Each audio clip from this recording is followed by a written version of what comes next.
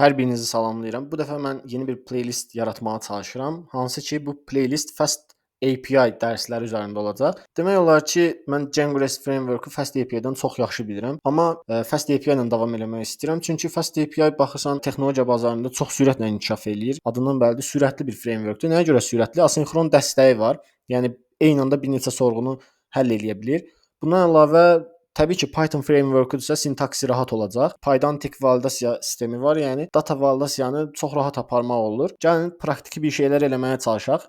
Yəni bu videoda mən sizə Fast API yükləməyi və proqramımızı run eləməyi göstərəcəm.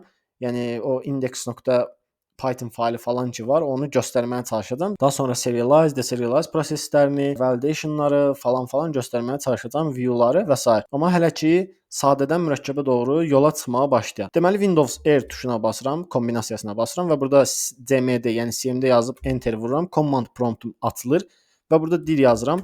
Məndə masaüstü OneDrive-ın içərisindədir, yəni desktop, OneDrive folderin içərisində olduğuna görə change directory OneDrive deyirəm. Daha sonra change directory desktop deyirəm, enter vururam və hal-hazırda desktopun içərisindəyəm, yəni iş masasındayam. Burada bir dənə folder yaradacağam. Deyirəm make director, adı olsun Fast API. Bu şəkildə enter vururam, bir dənə folder yaranacaq və bunun içərisinə daxil oluram. Deyirəm change directory Fast API, enter vururam, daxil oldum və kod yazıram, ara verirəm, nöqtə yazıb enter vururam ki, Visual Studio Code həmin bu Fast API folderinə fokuslansın, açılsın. Bu şəkildə baxın Fast API burada gəldi. Təbii ki, biz hər dəfə yeni bir proyekt yazmağa başlayanda bizim nəyimiz olmalıdır? Virtual environment olmalıdır. Lazım olan paketlər bu virtual environment içərisində saxlanmalıdır ki, daha sonra biz deploy proseslərində bizim belə deyim də daha çox işimiz çətinə düşməsin. Terminalı açıram. New terminal dedim.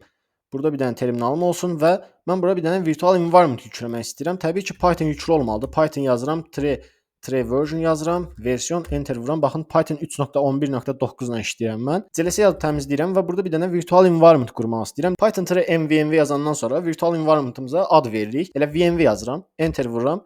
Baxın bura bir dənə vnv folderi gəlir. Yükləmə bitdi. Biraz çəkir, harasa bir 20-30 saniyə çəkdi. Yükləmə bitəndən sonra bu virtual environment aktiv eləmək lazımdır. Ctrl Shift P deyirəm və select. Burada Python select interpreter yazsaz, select interpreter yazsaz, baxın Python select interpreter gəlir və burada enter interpreter pass əslində bunu kliklədim, find eləyirəm. Deməli, baxın Fast API-nin içərisində Fast API folderinə fokuslanmış şəkildə gəlir. vnv-ni görürəm, script-isə daxil oluram script-isə və burada python.exe faylını select interpreter eləyirəm və terminal bağlayıb yenidən terminalı açıram. CLS yazıb terminalı təmizləyirəm. Daha sonra mənə lazım olan 2 dənə paket var. Başlanğıc üçün bu 2 paketi yükləyirəm. Deyirəm pip install. Paketin birinin adı nədir? Fast API. Yükləmə prosesi davam eləsin. Yükləmə prosesi bitdi. İndi isə gəlin bir dənə serverimizi yükləyək. Deyirəm pip install. UVcorn yazıram. UVcorn. Enter vururam. UVcorn yüklənsin. Yükləmə bitdi. Bir dənə də burada upgrade eləyək pipi.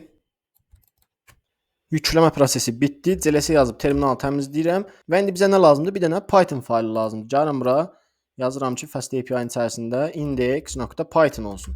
Tamam mı? Və burada da nə edirəm? From Fast API-dan import eləyirəm nəyi? Fast API-ı. Və daha sonra bir dənə app yaradıram. Bərabər olsun Fast API-ı işə salıram. Daha sonra nə edirəm? Bir dənə URL path daxil edəcəm. Yəni belə bir şey yazacağam. İzah edəcəm nədir? Deyirəm app.get. Yəni get sorğusu üçün yazıram. Passimiz də nə olacaq? Bir dənə slash yazıram. Bu qədər. Və daha sonra bunun aşağısında yazıram def index ya da ki elə index qalsın adı, əladır. Burada 2 nöqtə yazıram, burada 3 nöqtə yazıram. Heç bir şey yazmıram hələ ki. Buranı biraz kiçildək. Bu hissəni də bağlayıram. Deməli nə edəcəm? Baxın, burada deyirəm ki, app.get yazdım və bura bir slash qoydum. Bu nə deməkdir? Deyirəm ki, bizim bir dənə serverimiz olacaq da, yəni localhost açılacaq. 127.0.0.1 və bir dənə də portumuz olacaq, 8000 portu. Deyirəm ki, bura sorğu gəlsə, bu funksiyanı çalışdır. Bunu necə elədim? Baxın, elə bu slash yazmaq, yəni deyirəm ki, root-a, yəni ana URL-ə sorğu gələcək, onda bu funksiyanı çalışdır. Tamam mı? Index funksiyam çalışacaq. Bu command promptu da bağlayıram. Tamam mı? Yəni mən indi burada indeksin içərisində yazıram ki, return elə. Bir dənə dictionary qaytaracağam. Burada da yazıram ki, name 2 nöqtə müşfiq. Bir dənə də age verirəm. Məsələn 23. Tamam. Yəni deyirəm belə bir data qaytar. Və indi mən bu index.python-ı, yəni fast API-yi necə işə salacağam onu göstərirəm. Deyirəm ki, uvicorn. Sonra deyirəm ki, app'imin adı nədir? Index 2.app. Daha sonra bura 2 dənə tire işarəsi atıram və reload yazıram. Enter vururam. Baxın mənə burada bir dənə nə verdi? HTTP 127.0.0.1 8000 portunda bir dənə link verdi. Bunu Ctrl basıb tubuna klikləyirəm və baxın burada 127.0.0.1 2.8000 portunda belə bir name bərabərdir müşfiq, age bərabərdir 23.